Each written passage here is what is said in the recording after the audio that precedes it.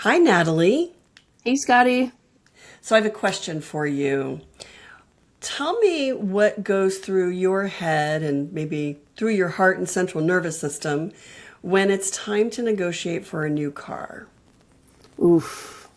This one always hits me in the feels because every time I have to go, it hasn't been often, but when I have had to go, it's always like, okay, they're gonna look at me and go, oh, it's a woman walking in. Let's see how much we can get out of her, right? Like the service package, let's talk down to her. And I'm like, so you have to go through the whole rigmarole of like, I know what I want. This is what I want. This is what I'm looking for. My deal breakers, and if they do this, then I'm out. So you have to have a plan, but it gets you so nervous that you're like uncomfortable, and you don't even want to have to deal with it, but you have to. Right, right. And I think that being prepared and knowing what you want is absolutely the first thing. And I Right. do feel like the more prepared you are, you've done the credit check, you've maybe attended to a few things on your credit report that shouldn't be there, you've arranged financing, had that conversation with your bank, like all the things that you should do. Right. But still, I feel like when I walk into a dealership, I feel like, like that 12-year-old going into the principal's office, even if I Right. didn't do anything wrong, right? Am I in And trouble?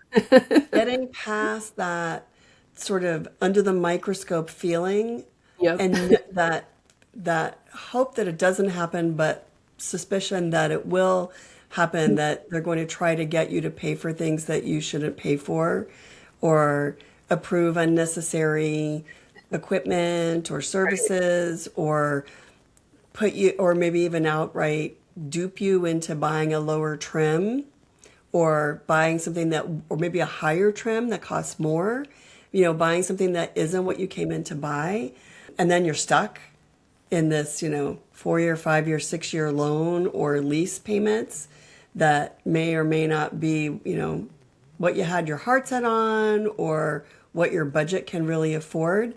That nervousness is really paralyzing. And I think that's one of the reasons that women don't love buying a car or they put off. They may Yeah. do all the research, but they put off the actual purchasing of the car because they know they're afraid that it's going to go bad. And so that's why I'm so excited to introduce our guest this week, Claire Wasserman. She is the founder of an organization called Ladies Get Paid, and she is a career counselor and coach and expert, consultant and expert. And she doesn't necessarily consult on what you should do in your career or how to advance your career. What she does do, though, is coach you on how to get paid what you're worth and how to do things like work around objections that your boss, your company might raise if you say that you would like to earn more money or you want a promotion, helping you to prepare mentally and emotionally for that negotiation, helping you to get to work around things like issues, personal issues that might rise if you're trying, say, to start a business or create a side hustle or accommodate your family and your job at the same time. So she really, she's studied this for a long time and she has such great advice. And so my question was, if she could do that in the workplace, can Hmm. she help us do that in the car dealership when it comes to negotiating for a car? So here's what Claire had to say.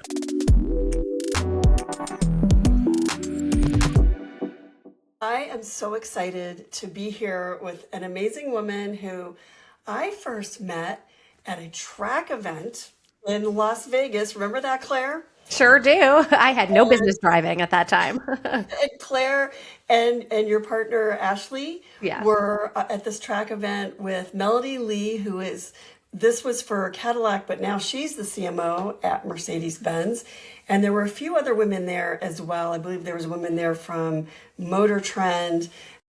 There weren't many of us. There was about 8 or 9 of us, maybe. And they had us driving these crazy fast sports cars around the track. And some of us were just, in our glory, and others were like, I'm going to do this this is not my wheelhouse, but I'm going to do it. Claire was one of those.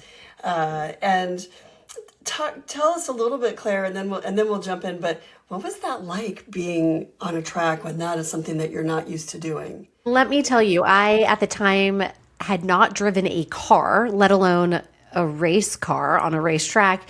Probably hadn't driven for like 10 years because I lived in New York and we take the taxis, we take the, subway. And I don't even think I had my license. I didn't know where my license was. I had lost it. And they still allowed me to drive, but I held back when it was doing some real crazy tricks. I said, let's not push our luck here. So I'm happy to say now I live in LA and I just spent 2 hours on the freeway. So I would love to go back. I'm like, put me on the track now. I can do it. Well, you know what? Now that you've said that, you're game on. We're going to do it. We're going to do it. We're going to do it. And there are more tracks now and more opportunities for women and more things for women to do, which is a good lead into you and what you do and why you started your business. So tell us about Ladies Get Paid. Yes, Ladies Get Paid. I started it, almost eight years ago now, 9 years ago. And it was my answer to the wage gap. I was frustrated reading about these horrible statistics around women being paid less. Also, there's the leadership gap. There's more, there's the investment gap. There's just gap on gap on gap. And I thought, okay, let us start by at least coming together as women and talking about it. So I hosted these big events in New York City for women to talk about their relationship to work and to money. And out of that, I said, gosh, we need education. What are you going to do on Monday? And it can't just be inspiration. You've got to take action. So I would hire coaches, ended up putting together a 1,000-person conference called Get Money, Get Paid, because it's not so much about the money as it is about just getting what you want in life, right? It's about advocacy, speaking up for yourself and recognizing you've got to do the work for yourself as well as for others. So my favorite would be when a woman would come because she needed a raise and then realized, oh my goodness, I could make change from a policy standpoint at my company. I could fight for better paid family leave. Oh, wait, now I'm going to take the next step. What about running for office? We've had women run for office. So it's just been wonderful to see how people sort of start and then where they end up. And now I'm very deep into coaching. I've become, I got a degree in financial psychology, and I'm all about helping women kind of rewrite their money stories. Again, it's not so much about money as it is about just worth and how that gets expressed in your life. And, knowing the parameters of what shapes the financial situation, whether it's what you're being paid, whether it's what you're asking for, whether it's negotiating, say, a package, say a compensation package or a contract that will pay you, or the other side of that coin, the negotiating on a house, negotiating on a car, negotiating on these big purchases that we typically negotiate on. Understanding that whole picture and then having the confidence to say what it is that you want is everything. And I think that's something that women have been pushed away from or told not to believe that they were capable of or worthy of being in that negotiation. Talk about that a little bit. Talk about what you learned from these women and what you learned and where you started and where you are now. Yeah, and I should say I've seen a lot. I've traveled the country hosting these events, and I have 50,000 subscribers to my newsletter, and I used to have a Slack group where they exchanged over 1 million messages. So I really had this interesting bird's eye view on women doing it to themselves, but also it being done to them, right? That they were very much raised to accommodate others, and that if you speak up for yourself, will that jeopardize your relationship? That's the big fear. And I always want to honor that is true. If you are expected to come smiling and you don't, will you be penalized? So I do think women have extra baggage that we're carrying along with us as we speak up for ourselves, because it can be perceived as is she greedy, right? Or is she taking from me? You've got to depersonalize this. You need to really make it about the bigger picture. So in the case of the salary negotiation, it's about the bottom line. How does your work impact their money? And why does paying you more actually equal more for them? So instead of thinking of yourself really as an employee anymore, think of yourself as a business seeking investment. And that investor is looking for a return. So when you see it through those lens, you realize, wow, this becomes a much more strategic conversation rather than it being about hard work or fairness, because unfortunately those things don't ultimately matter oftentimes to many employers. In other cases of like the house or the car, I mean, you obviously you're the expert in sort of negotiating on cars, Scotty. So I'd love to hear your thoughts on that. Because it's not so much about bottom line, although it is, right? It's about what's important for the other side. Really being clear on, I know what's their priority. I'm going to honor and speak to that and find a solution that also works for me. So not seeing it as they win or I win. Is there a way where we all can benefit together, which means everybody gets something they want, but it also might mean that everybody has to give up a little something. So then the question becomes, well, what is the other side willing to give up? Maybe it's not a big deal if they give it up. And that's where it's not about the negotiating, it's about asking the questions. It's about getting information from them that allows you then to have a more easeful and hopefully successful negotiation afterwards. So as you said, you're moving more into coaching, and we will talk a little bit more about negotiating for a car. And there's two sides to that coin, but we'll get there. But as you coach women, talk about some of the turning points that you see with clients and with people who reach out to you. In my opinion, in my mind, one of the biggest hurdles to get across is having the right words, knowing the words to say. Some people call it language or languaging. For me, it's articulation. How do I articulate? I know I have the thing in my head, but how do I articulate it? But talk about that a little bit and where those moments are where people are able to move past the things that are holding them back. Well, if you want to really see this in action, go to my Substack. It's clairewasserman.substack.com. And I actually put real coaching episodes on there with permission. I record them and then I map out what were the key insights and then action plans, right? So if you, over the next 7 days, want to turn the insights into action, like what are good exercises and short exercises you can do. What you find in most of these sessions, and I know you've looked at some of them, Scotty, is there's a turning point where the problem the person thought they had, there's something deeper. And if this sounds a little bit like therapy, yes, I like to think of myself a little bit like a therapist for your career because of this financial psychology background I have. And here's the thing. If you are, let's just say, really overwhelmed with work, you're struggling with boundaries, you're exhausted, it's not to say that's not the real problem. That absolutely is. But usually about 15 minutes into a session, we uncover, the reason that you're not making change is because, and, it's personal to the person, but, maybe it's fear of being fired. It's more of a scarcity mindset, or their worth is so tied up with overworking that if they were to work less, are they then less, right? So we have to, again, depersonalize or decouple their work from who they are, which is extremely difficult to do. So just know that there are layers to what you're experiencing. And that probably means we need to experiment. Let's try something over the next 5, 7, 10 days. It's just a little bit different. You're not going to become a whole new person. If I give you a script, you're not going to necessarily march in there and recite it. It won't feel natural to you. Good. We should start with something very small, very tangible that you are able to do on Monday. Then you get the satisfaction of seeing yourself, witnessing yourself, stepping into this new way of being. And then you begin to trust yourself more. Because I've seen this with the scripts. I'm going to go back to that for a second because you mentioned it. And I do put on my Instagram, I have a whole thing called Steal This Script, because there are so many people who ask me just like, well, what do I say? What you say coming out of your mouth may be received very differently than what somebody else says coming out of their mouth in their situation. And it has to be authentically, I'll say authentically strategic to you. Because if it's truly authentic, it's probably not you at work. It's probably you at home. So that's why I say authentically strategic. But do know you get there in the micro steps and in the adjustments, trying on new ways of being and speaking, seeing what feels a little bit out of your comfort zone. It's like, not going full no contact, right? If you need to set a boundary here. What are other ways you could set boundaries that are lower stakes, for example? So that's why I love coaching, because we're constantly, putting a hypothesis of what could work, trying it, reporting back, seeing and feeling progress, and then trying something differently or bigger. And by the way, there were a couple of things you said there that I was like, oh my God, are you talking about me?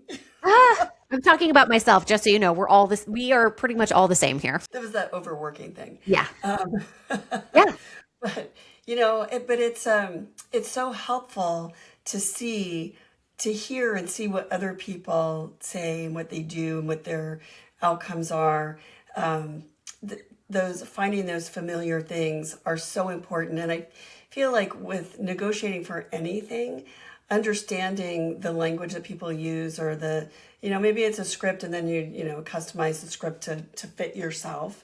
But it gives you some insight to look at what the other person that you're negotiating with is responding to as well.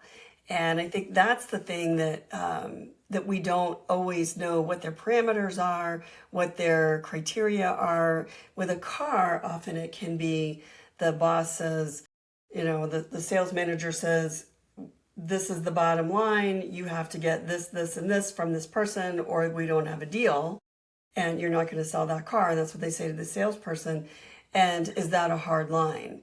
And I think if you're negotiating smartly, you'll know. But if you're not really prepared, you feel like it's an either or. Either I do these things I don't feel comfortable doing, or I don't get the car, but I need the car, or this is the car I want, And I think that's where a lot of women get really hung up, because they're not walking into their negotiation prepared. So I know you do a lot of coaching with clients and with people on your newsletter and who come to your Substack and your podcast. And so would you be willing to take some of your negotiating advice, and let's turn it just a little bit, and let me give you these scenarios, and you tell me how you would apply your negotiating skills to these car buying situations. So no real surprises here. Everything's going to sound familiar. But you ready to play? I'm so excited about this. Yes. Okay. And by the way, I always take notes as I'm figuring things out. I'm a big believer in that. Same thing with walking into a negotiation. Like, you can bring your script, and if you even need to acknowledge, like, this is really important to me. I prepared, I want to be thoughtful in our exchange here. Let's destigmatize taking notes. Okay, good. That's great. That's a great tip for negotiating for a car, by the way. If you know that there are these 10 or 15 things that you must have on a car, make a list and refer to that list, and feel free to check off, yes, it has Apple CarPlay. Yes, it has this. Yes, it has that.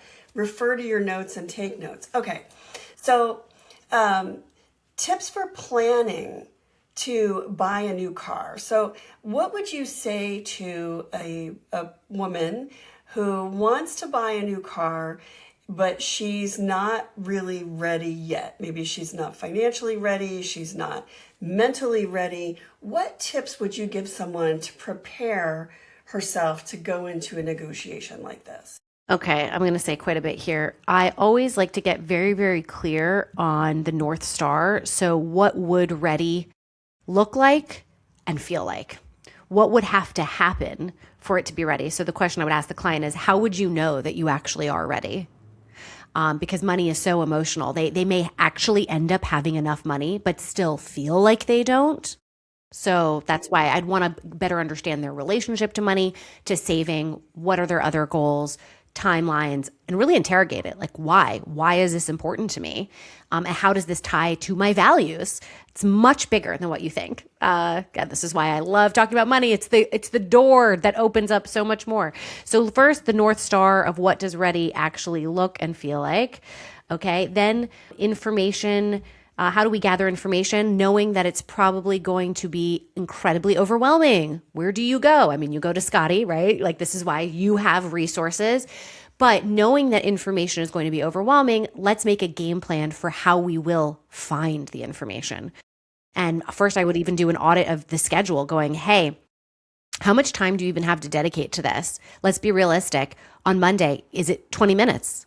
And then 3 days a week, you're going to spend 20 minutes doing research, and you have to know exactly what are you doing during this research. Is it just generally Googling, or are we going to start by maybe a list of vetted resources that ChatGPT gives us? Already being prepared for the obstacles that are going to be in your way, beginning with information. So information, and then I would say, with any salary negotiation, you always, at least my recommendation is to come in with 3 numbers, not that you're going to share that information. That's just for you. So you have the number that you really, really want, the number you're okay with getting, and then your walk away number. Maybe that's similar with buying cars. Most likely you're going to have, probably the same thing, right? A framework. It absolutely is the same with cars. You should have an idea of what the minimum is that you're willing to accept for your trade-in, and the minimum you'd like to pay, the number that you're okay with, and the most that you're willing to pay. With cars, it's a little more complicated because then you have to factor in financing and a trade-in if you have a trade-in. Those should all 3 be separate transaction or separate negotiations, and never tell anybody your numbers. Last thing I was going to just say is just practice as best as you can getting in the situation that's going to be hardest for you. So I would imagine that's falling in love with a car that's out of your budget, right? But let's say it's only $5 or $10 or $15,000 out of your budget. Are you going to be tempted to say yes? I'm thinking of this like a wedding dress, right? Because I've had 2 weddings. I've been married twice. So I've gone through this where you're like, oh, I'll just do a little bit more. I think it'd be great to practice with a friend when you're doing the negotiation, and you be strict with yourself. Like, if you are not allowed to go above this amount, I want you to feel in your body that pull towards purchasing that you're going to feel. Look at pictures of it online. Like, look at things you can't afford. Practice as much as you can in your body what those feelings are going to be like on the showroom floor when you're going to get really tempted to just say, what's another $5,000 if I'm already spending this much? So that is my biggest recommendation in terms of prep. And then, of course, you're going to want to anticipate what are all the things they might say, then how might I respond, and just map it out, script it out. Not, again, that you're going to necessarily practice makes perfect, because I'm not a fan of, practicing exactly what you might say. It's really more just getting comfortable with how it feels in your body as you're practicing. So it's more natural to you. It's also reducing the element of surprise, right? If you've really mapped out all the ways this could go and all the ways it could go sideways, that if and when it happens, because you've already seen this in your mind and in your body, you'll have this moment of recognition. And in that recognition, in that familiarity, there's self-trust that can happen.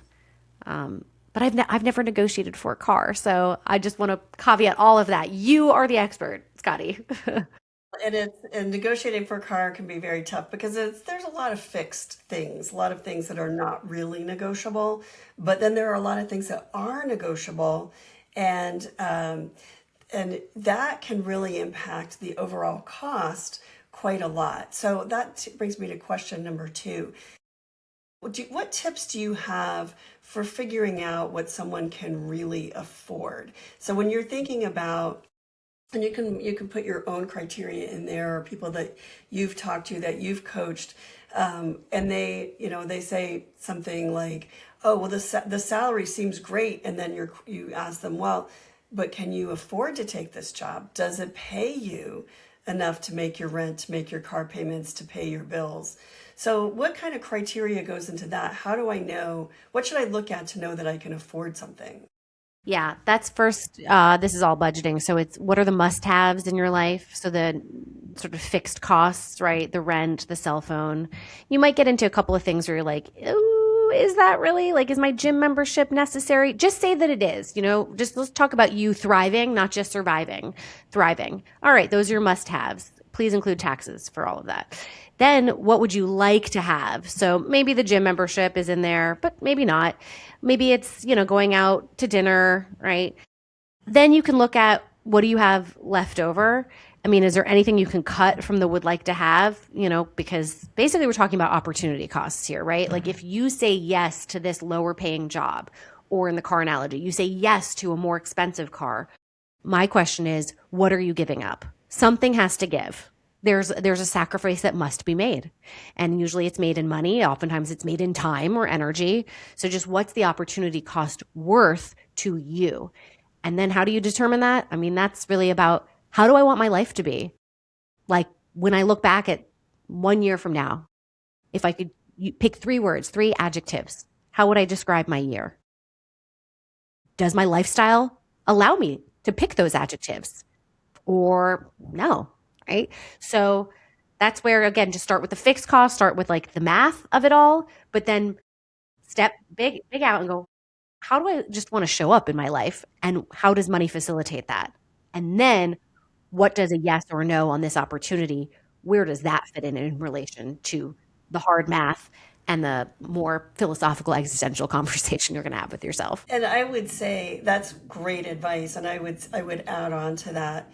When you shop for a car and you've decided, this is the car I want that Cadillac that has all the bells and whistles, and make a list of those bells and whistles that you like so much. Because if you decide that, you know what, it's just not in the cards, I just can't have that Cadillac, those features are going to be available in a car that you can't afford. So you kind of need to go back to square one. But now you have all this other information. You know exactly what your monthly needs are and your wants, the need to have and the like to have. And then you can pare down that list of want to have and need to have in your car and find the car that fits your budget. Cadillac is a beautiful brand. They build some beautiful cars, but a lot of the things that they do are available in a lot of cars. You don't have to go that route. Okay, next question is talking about all those things available in the car. It can be very confusing to consumers to start shopping for a car because there's so much information. First of all, there's like 400 car brands or car models, I guess. Hundreds and hundreds of cars to look at. And the prices span quite a broad swath of pricing. And then there's new and used. There's a lot of great used cars out there. I have one. Yep, I buy a lot of used cars too. I buy new cars. I also buy used cars, and but used cars are scary because there's a lot more risk associated with them and less of a safety net in terms of a warranty and that kind of thing. So, what would you say are the things that a buyer should consider? What are the things that we should look at to break it down and remove some of that overwhelming feeling of shopping for a car? I'm putting myself in this position now because I would be that person. I have to admit, my wife was the one who handled purchasing the car. I was that stereotypical quote wife where I have let her deal with all things car related and just trusted her. But she also relied on her dad, let's make it gendered for a second. It was dad who really approved of this used car. So anyway, we fall into the same trap of, outsourcing our information to others. That being said, we want to go to trusted sources, right? So at least make a list of like, where can you get this information? And then before you dive into the information, knowing it's going to be overwhelming, just make a list to you of what is most important for you so that you don't get swayed. I think if you jump into the information too soon without having done some real self-searching of what are your values, what's important to you, how long are you going to be spending in your car, what are you using it for, how long do you expect to have it? Maybe, you expect to be making a lot more money in 2 years, like I'm hoping to make, and we'll get a new car, right? So know these things about yourself first before you add on the information piece. And I would say, Scotty, what do you think? Talk to friends, right? People that that you admire. That's the same thing with career paths, right? Like if you don't know what you don't know. So talking to people who've gone through this, who've walked this path in some way or another, because they will no doubt tell you I learned the hard way. They will probably tell you that. So learn from their blunders and mistakes. But what do you think? I also know talking to too many people could end up Yeah, being I too much. think sometimes talking to people, you end up with their biases for Yeah. good and bad, and you don't always end up with practical information. And so I would say, maybe the thing is to not really ask their opinion, but question their process. How did you? I was literally going to say, what did you consider when you were like, yes, absolutely ask their process, not their Yeah, opinion. because you want to stay away from capturing people's biases. There are groups online, especially on Facebook, for pretty much every car model that there is. And you get a lot of the complaints. And honestly, if you were to only look at those Facebook groups, you would never buy a car. You'd be like, I don't want any of them because all people do is complain about how terrible they are. And that's not true at all. They go online, they go on Facebook or they go online, Reddit or whatever, to try to find solutions or to vent their frustrations. It's not always helpful to other people, but sometimes I listen to it because I want to hear what their frustrations are and what the considerations are, and I try to mine it for those little gold nuggets, what the good things are that people have to say, but it can be overwhelming and hard to find. So I would say talk to your friends about their process. They will tell you that, oh, I love my Subaru Ascent. It's the best car ever in the whole world. And if you need 3 rows, it's the best car. And then I'm looking at my 6'2" 14-year-old and going, there's no way he's not getting in the third row. So not going to work for me, you Yeah. know? I have a quick question actually for you. What role is ChatGPT playing in all of this? Because that's the first place I would go. I would explain what my parameters are, what are my constraints, what's most important to me, and then ask not just for recommendations, but really to show me what is ChatGPT's process for coming up with the suggestions that they do come up with. I know a lot of people these days are using it for college applications or figuring out which college to apply to, which actually feels kind of analogous in some ways to purchasing a car. It's a massive, massive financial burden. And a And ton of research. Yeah. yeah, so are you finding ChatGPT to be helpful at all? So I'm going to say, and this is contrary to pretty much everyone else in the world, if you watch the Super Bowl, like all the AI advertising, which I'm skeptical. I feel like they're trying to win over public favor. I'm not a fan. And I'll tell you the reason I'm not a fan is because they amalgamate information that may or may not be correct. Or And up to date too, I think. a lot of it is out of date. Same thing with Reddit. And really, you might use Chat GPT or another AI chatbot for some general information, but they'll miss things that are very important to you. For instance, so I was looking at a car today to see if there was a rear seat entertainment system. It was an SUV.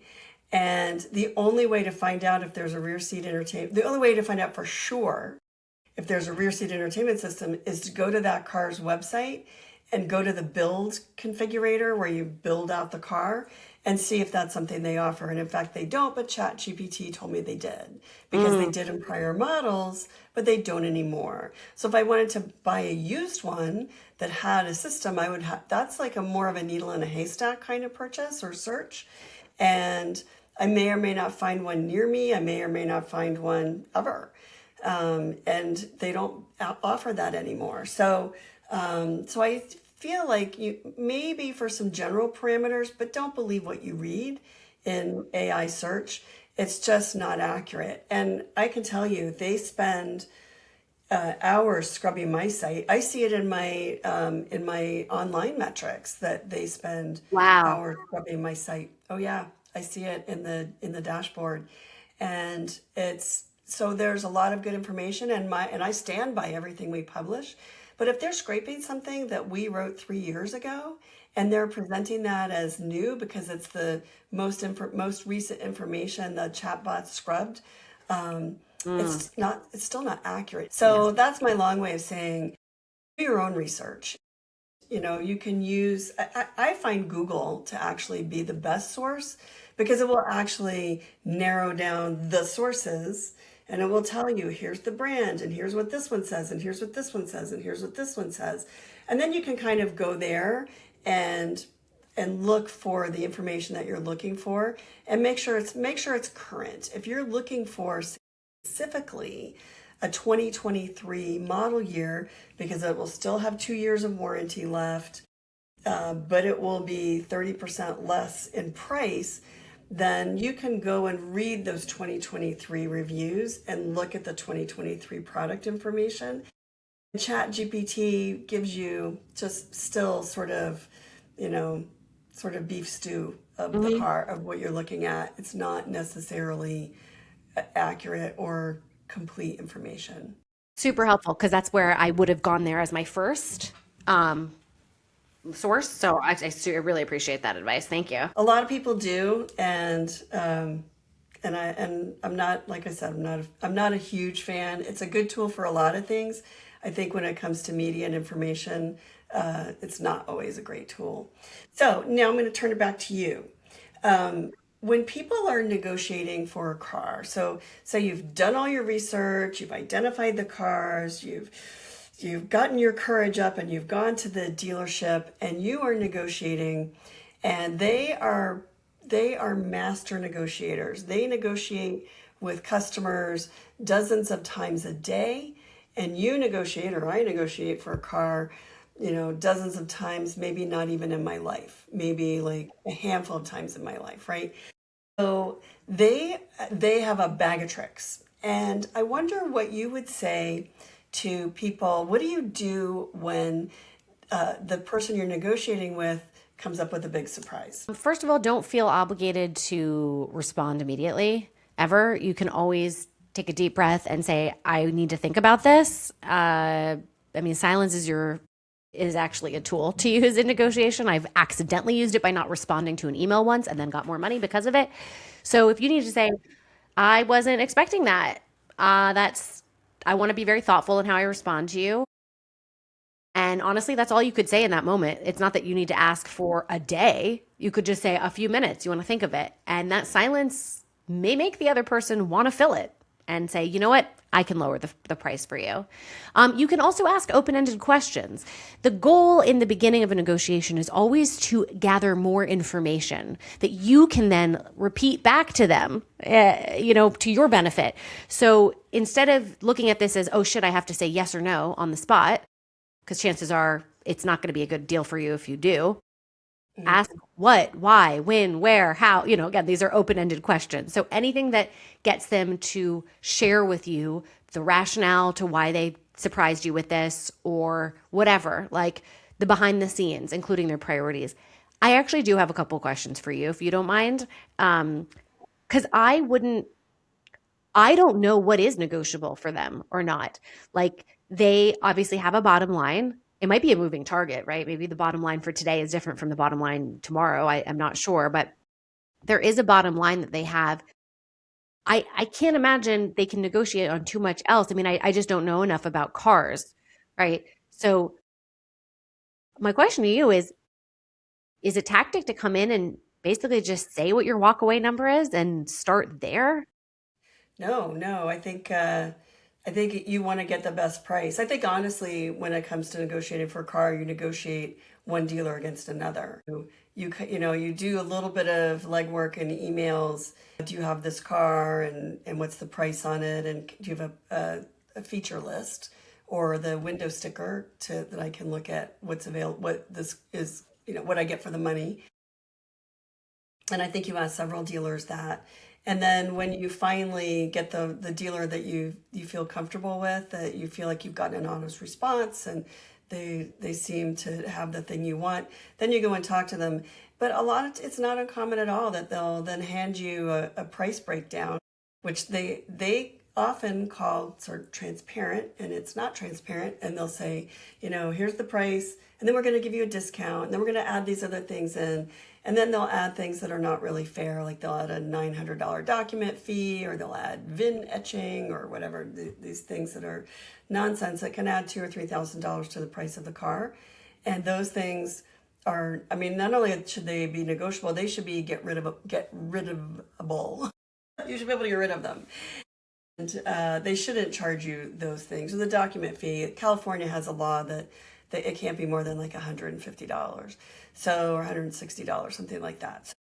So, if they're trying to charge $900, then we know California is the most expensive state in the country. And if they cap document fee at $150 or $160 or whatever it is, then there's no reason it costs $900 in the state of Texas. So it's like those kinds of things. And that's where you'll get that stuff from a site like mine. So if you're doing your research, you'll get that. But I think your point of take a breath, don't feel obligated to answer, to say, let me think about that, is a good answer. And I think people feel pressured to not do that. They feel pressured to say yes. So two quick questions because I know the clock is ticking and I'm so grateful for your time. A lot of times these negotiations are designed to undermine your confidence. And that can leave me feeling anxious and with a lot of self-doubt. What do you say to someone who's feeling that way? Yeah. Yeah. So remember that this is their job. Their job is to optimize for the company. So in the case of the car dealership, they want to make the most money for the car dealership and make the most commission. For the salary negotiation, the HR is trying to get the best talent for the cheapest price and whatever configuration of that they can manage. So expect them to play hardball, not because negotiations suck or you suck or they suck. It's because they are literally trying to get a raise from their boss. Okay. So we are all optimizing for ourselves. And this is a weird exercise I do, but I find it works, is actually imagine the day from their standpoint. Like imagining them going into the office, putting on their suit or whatever, gearing up for the day and thinking about, let's make money for my family. I got to pay for my kids' college, like almost humanize. Even though I want you to depersonalize the situation at the same time, I also want you to be able to connect with them at a human level. And when you realize, oh, we're all kind of just winging it. We're all just doing our best. We're all struggling in some way or another. We're all trying to feed our families. I hope that makes you realize you're not alone in this and you don't need to carry shame if you feel like you're not good at it or you're on a spotlight. Like, they're on a spotlight too. They have to report back to their boss. Did they close it? So maybe that exercise won't work for everyone. It has for the clients I've shared it with. But I personally like that.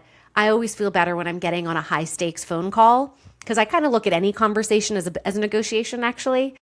We all have an agenda. We're all trying to figure out something and we're trying to figure it out together. And I'm less nervous when I humanize them. And I guess the equivalent of this would be the cliche of advice of imagining somebody, I don't know, in the audience in their underwear, right? When like you get on stage. So that doesn't work for me. That makes me more nervous. That's icky and weird. But it's the same concept of they have vulnerabilities too. And we're trying to find a compromise. Remember, compromise. And guess what? I'm going to make a big generalization about women. I think women are great at compromising. Fortunately, we're too good at accommodating others, but we are wonderful problem solvers and peacemakers. Most likely you are the sort of diplomat in your family or on your team. You're the one who gets all these sort of different viewpoints to listen to each other. That is masterful negotiation.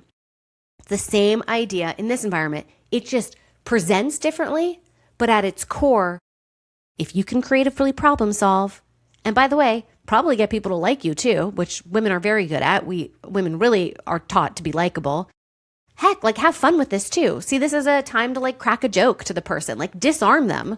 Could you have fun? Is that possible? Could you go in and instead of this being like pulling teeth, could negotiating be like a fun or funny story? Could you walk away? Yeah. There are people who like buying cars and there are people who like the negotiation process. And I think you're right. I think the more people-oriented people are like that when they're, get a smile out of the person and they see the person across the table from them not as an adversary, but somebody with whom they're going to reach an agreement. I think those people who walk in with that attitude, I think often do and they're prepared with all the things that we've talked about, I think they often have the better outcome. One last question, really quick. How do I know? Tell me that feeling that I'm going to get when I should walk away. What should I be looking for to know that this is not going to work out in my favor?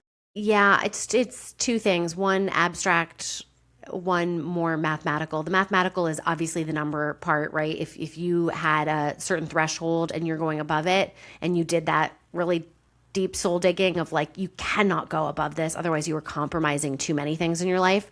That's just math. Sorry, the math made the decision for you. Walk away. The other one that's a little more abstract but equally powerful is your intuition, which I find a lot of women can be disconnected from, actually, because we are very much in our heads. We hear other people's voices telling us what we should or shouldn't do, and that gets in the way of our gut feeling. But just think back to all the times in your life that you've had a gut feeling and it either steered you in the right direction or steered you in the wrong direction. Every single one of us have had this in our lives. That proves you can do this. But what are the signals that you need to be listening to? How can you decipher between kind of fear or excitement versus walk away, right? Like they may be subtle differences, but start to pay attention to that stuff now when you are not in this high stakes situation. When do I feel that spidey sense? And lean into that a little bit more. And you may save yourself. I mean, who knows? Maybe this car, I don't know, you're going to get into an accident with it. Like we don't know what. I'll get woo woo for a second. Maybe the universe is like, this is not it for you. This is not it because there's something better. But that's a very personal decision. Only you know your body signals. But don't discount that along with the hard math. Thank you so much for spending time with us today, Claire. It's so good to see you. Your advice is so precious and so helpful, and we're so grateful.